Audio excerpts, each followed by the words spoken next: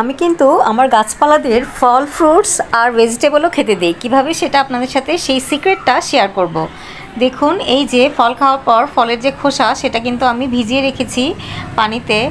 আর এখানে আরও ভেজানো রয়েছে পেঁয়াজের খোসা, আলুর খোসা, বিশেষ করে এই দুটোই থাকে। আর যে কোনো ফল খেলে ফলের খোসাও আমি এভাবে কিন্তু পানিতে ভিজিয়ে রাখি, বিশেষ করে বন্ধের দিনে। এবং এটা কিন্তু অনেক ভালো, কারণ হচ্ছে ফলের মধ্যে থাকে প্রচুর অ্যান্টিঅক্সিডেন্ট, ভিটামিনস, মিনারেলস। সো এর খোসাগুলো এরকম পানিতে ভিজিয়ে রাখলে সেটা পানির মধ্যে যথেষ্ট পুষ্টি যায়।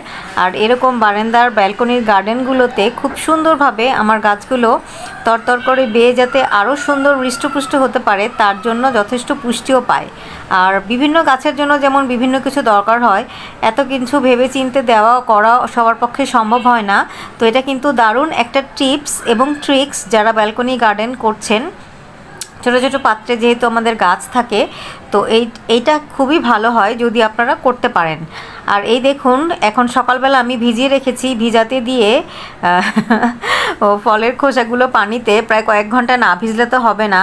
তো গরম লাগছিল প্রচণ্ড, আমার যেহেতু গরম লাগছে, বুঝলাম যে গরম পড়েছে, গাছেদেরও গরম লাগছে। তো একদম সকালে ঘুম থেকে আজকে উঠতে পারিনি, যেহেতু বন্ধের দিন। তো ভোরে না উঠলে বেলা হয়ে গেলে আমি ওদেরকে আর গাছে পানি দেই না। তো একটা পানি স্প্রে করে নিচ্ছি সবগুলো গাছে, যেহেতু অনেক গরম লাগছে। দেখলাম রোদেরও বেশ তাপ রয়েছে, আজকে তেজ রয়েছে। তো রোদ থাকা অবস্থায় তো আর গাছে পানি দেওয়া যাবে না, তাই সুন্দরভাবে ওদেরকে আমি পানিতে ভিজিয়ে দিলাম। আর সারাদিনই গাছের টেক কেয়ার করা হবে যথারীতি। সকালে চা খাওয়ার পরে চায়ের লিকারটা এই যে ঠান্ডা হয়ে গিয়েছে, লিকার সহ যে এক্সট্রা একটু পানি থাকে সেটা এভাবে গাছের ভিতরে দিয়ে দিচ্ছি। এটাও কিন্তু খুব ভালো, নাইট্রোজেন থাকে লিকারের ভিতরে। তবে একটুখানি দিলে কাজ হয় না, আমি প্রতিদিনই যেহেতু দেই, রোজই যদি দেওয়া যায় তাহলে কিন্তু সেটা গাছের জন্য উপকার। কিন্তু যদি একদিন দেন বা একটুখানি দেন সেটা কাজ করবে না। এরপরে তিন নম্বর যে জিনিসটা সেটা হচ্ছে হলুদের গুঁড়ো, যেটা আমরা রান্নায় ব্যবহার করি সেটাই। কয়েকটা গাছের কাটিংস আমি করেছি, সেই কাটিংসওয়ালা গাছগুলোতে আমি হলুদের গুঁড়ো দিয়ে দিচ্ছি, যাতে এই কাটিংসগুলোতে ফাঙ্গাল ইনফেকশন না হয় বা পোকামাকড়ের আক্রমণ না হয়। আর স্পেসিফিক কিছু গাছ রয়েছে, যেমন হচ্ছে নয়নতারার চাইনিজ ভার্সনটা, তারপরে অপরাজিতা, এবং হচ্ছে আমাদের অতি প্রিয় পর্তুলাকা, গরমকালের ফুল যেটা, সেটাতেও আমি সবসময় অ্যান্টি ফাঙ্গাল হিসেবে এই হলুদের গুঁড়োটা দিয়ে থাকি, যেটা গাছের রোগ প্রতিরোধ করতে সহায়তা করে। এবার আরও একটা জিনিস বানিয়ে রাখবো, যেহেতু বন্ধের দিন বলেছি, আজকে অনেক কিছু বানাচ্ছি সিক্রেট আপনাদেরকে নিয়েই। এটা হচ্ছে সরিষা, সাদা সরিষা আমার কাছে বেশি পরিমাণে রয়েছে, সেটা দিয়ে আমি বানাচ্ছি। আপনাদের কাছে যে সরিষা আছে সেটাই নিতে পারেন। সরিষা ভেজানো খোল যাকে বলে, সরিষা গুঁড়ো করে নিচ্ছি। এই গুঁড়ো করে নিয়ে এটা পানিতে ভিজিয়ে সেই পানিটা দিলে সরিষা ভেজানো খোল যে প্রস্তুতকারক হয় সেটা কিন্তু গাছের জন্য খুব উপকারী। আজকে আমি এখন এটা দিব না, কারণ আজকে আমি লিকুইড বিভিন্ন রকম ফার্টিলাইজার ইউজ করছি, কিন্তু এটা আমি তৈরি করে নিলাম, যখন আমি ইউজ করব তখন আপনাদের দেখাবো। আর এই দেখুন, আজকে আমি অনেক কাটিংস তৈরি করেছি, স্পেশালি এই কাটামুকুটের কাটিংস তৈরি করার পর এটা এভাবে পলিথিন দিয়ে ধরলে আপনার হাতে কিন্তু কাটা লাগবে না। এই একটা টিপস আপনাদের জানিয়ে দিলাম। আর এখন এই যে বিকেল হয়ে গিয়েছে, সো এখন আমি এগুলোকে দিয়ে দিব গাছের ভিতরে।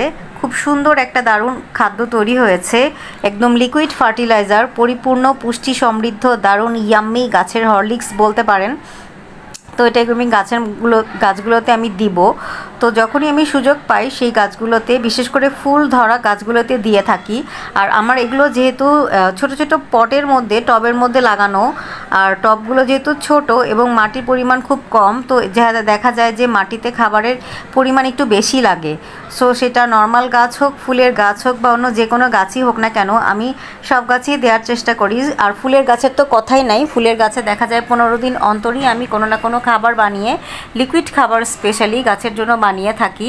তো এই বিভিন্ন রকম লিকুইড খাবার আপনাদের সাথে আমি শেয়ার করছি।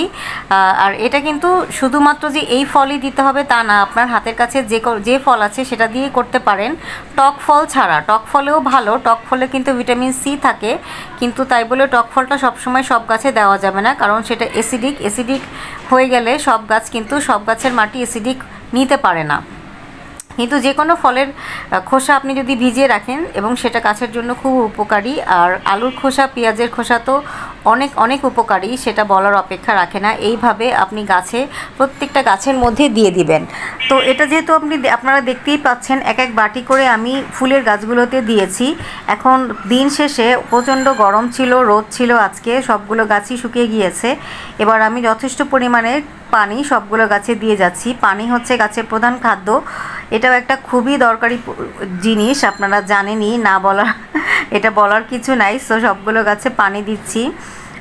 যেহেতু সারা রোদ পেয়েছে, আর দেখুন রোদের তাপে একদম মাটি শুকিয়ে গিয়েছে, তো এই কারণে গাছে পানি দিতে হচ্ছে। আর যেহেতু আমার ব্যালকনি গার্ডেন, সো আমার একটু খেয়াল রাখতে হয়, নিচে আশেপাশে যেহেতু লোক রয়েছে, অনেক করে যথেষ্ট পরিমাণ পানি আমি দিতে পারি না, যেন নিচ দিয়ে পানি বেয়ে বেয়ে পড়ে, সেভাবে আসলে আমি দিতে পারি না। ওইটা যদিও নিয়ম, কিন্তু আমি সেভাবে দেই না, অল্প অল্প করে সবগুলো গাছে দিয়ে যাই, আবারও যখন যেই গাছের দরকার হয় সেই গাছে দিতে থাকি।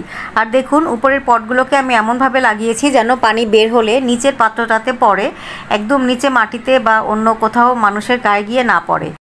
এই তো অনেক রকমের সিক্রেট আপনাদের সাথে আজকে শেয়ার করে ফেললাম। সারাদিন ছুটি থাকলে গার্ডেনারদের কোনো নিস্তার নাই। একজন ব্যালকনি গার্ডেনার হিসেবে আমি কি কাজ করি, কিভাবে গাছের যত্ন নেই, আপনাদের সাথে প্রতিনিয়ত শেয়ার করে যাচ্ছি। আশা করছি আপনারা অনেক উপকৃত হচ্ছেন, এবং কেউ যদি এখান থেকে কোনো কিছু ইউজ করেন অবশ্যই কিন্তু আমাকে কমেন্টে জানাবেন।